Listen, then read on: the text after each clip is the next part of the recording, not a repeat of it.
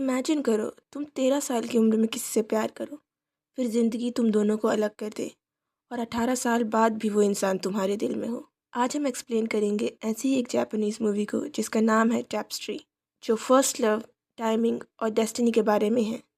Movie की शुरुआत होती है रेन और ओई से।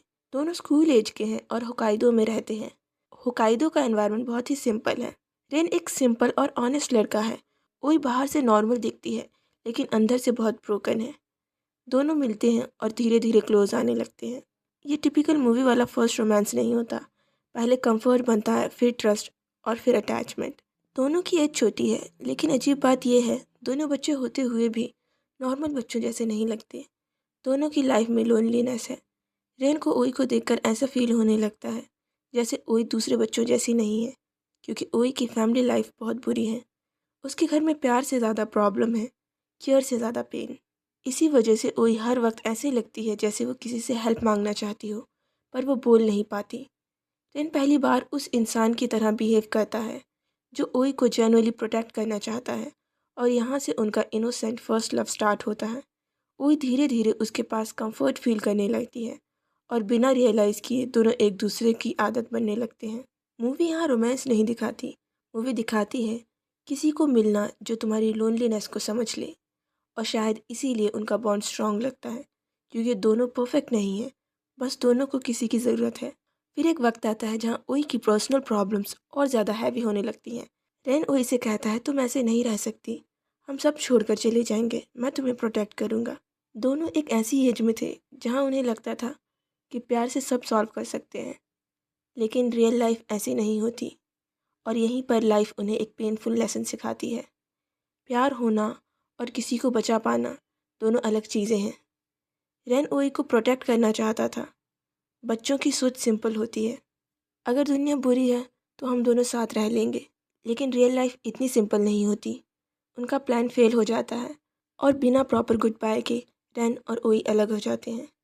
ये सेपरेशन मूवी का सबसे इम्पॉर्टेंट मोमेंट होता है, क्योंकि उस दिन सिर्फ दो बच्चे अलग नहीं हुए थे, बल्कि दो लोगों की ज़िंदगी पूरी तरह अलग डायरेक्शन में चली गई थी। साल बीतते हैं और मूवी का मूड थोड़ा बदल जाता है। अब ये मूवी स्कूल रोमांस नहीं लगती, अब ये अडल्टहुड लगती है। दोनों बड़े हो चुके हैं। रेन नॉर्मल लाइफ जीने की कोशिश कर रहा है, जॉब, रिस्पॉन्सिबिलिटी, रूटीन। बाहर से सब ठीक लगता है, लेकिन अंदर कहीं ओई की मेमोरी अब भी है। सच कहें तो वो मेमोरी नहीं है, क्योंकि कुछ लोग सिर्फ मेमोरी नहीं बनते, बैकग्राउंड साउंड बन जाते हैं जो हमेशा हर पल साथ रहते हैं। दूसरी तरफ ओई स्ट्रगल कर रही होती है अपना फ्यूचर बनाने में। उसके पास ने आज भी उसका पीछा नहीं छोड़ा, क्योंकि चाइल्डहुड ट्रॉमा कभी ख़त्म नहीं होता, बस इंसान उनके साथ जीना सीख लेता है। सालों बाद रेन और ओई दोबारा मिलते हैं। जब वो एक दूसरे को देखते हैं तो कुछ सेकंड के लिए लगता है जैसे टाइम रुक गया हो, और यहाँ हमें लगता है कि शायद सब ठीक हो जाएगा। हम होपफुल होते हैं कि शायद अब दोनों मिल जाएंगे, लेकिन मूवी यहीं सबसे ज़्यादा रियलिस्टिक हो जाती है। फीलिंग अब भी है, पर टाइमिंग गलत है। ज़िंदगी बदल चुकी है, लोग बदल चुके हैं, और कभी कभी सिर्फ प्यार इनफ नहीं होता। अब ये वही दो लोग नहीं हैं जो बचपन में एक दूसरे के बिना रहना नहीं चाहते थे, लेकिन अब सब कुछ अलग है।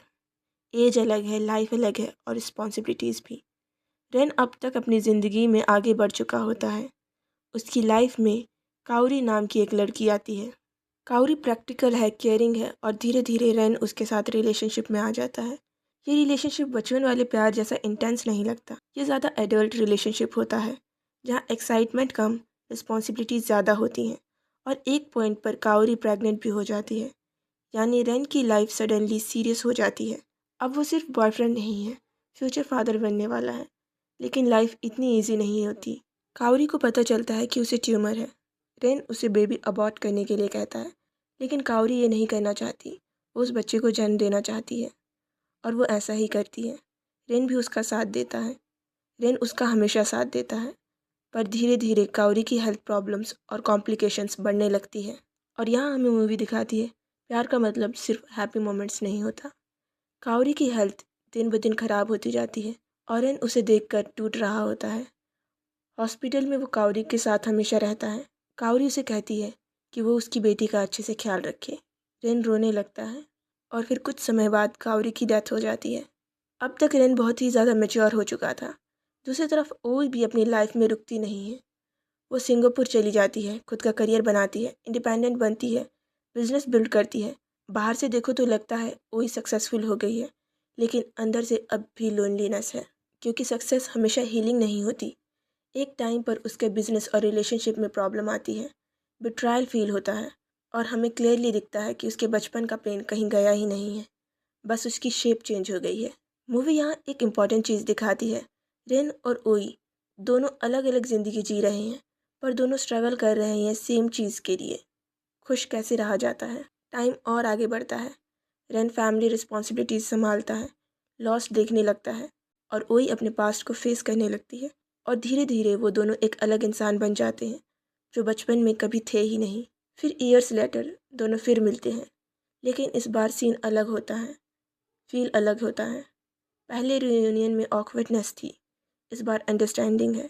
पहले बचपन में रेन का थॉट था, मैं ओई को बचाऊंगा। अब थॉट होता है, मैं समझता हूँ तुमने कितना सफ़र किया, और ये एक बहुत बड़ा डिफरेंस है। मूवी के एंड में दोनों की शादी हो जाती है और रेन, ओई और उसकी बेटी तीनों साथ रहते हैं। मूवी का एक्सप्लेनेशन पसंद आया हो तो चैनल को सब्सक्राइब करें, वीडियो को लाइक करें। Thank you.